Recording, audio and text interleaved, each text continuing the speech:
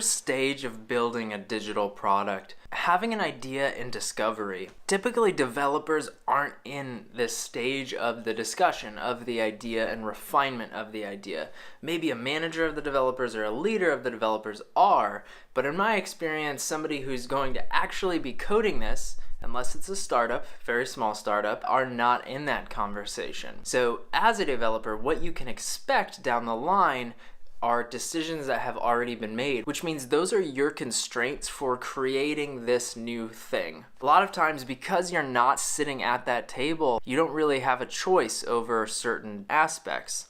What you can do is look at the designs, look at the documentation that you're given access to, whether that's Google Docs, email chains, Slack messages, whatever, and help yourself understand the why behind it. This way you can find the reasoning behind these decisions and know which ones might move. Mainly you interface with designers and lead developers. These are people that where the buck stops with integrating with the stakeholders or clients. Those are the people with the money or the authority. The designers and leaders, what they do, they take those wants and needs of the stakeholders and clients and help craft, based on their experience or the people they've surrounded themselves with, the best way possible to make that happen. The fastest, the cheapest, the highest quality way to make that happen. Now, there's a reason why I'm setting this up, that there's all of these other things that are happening.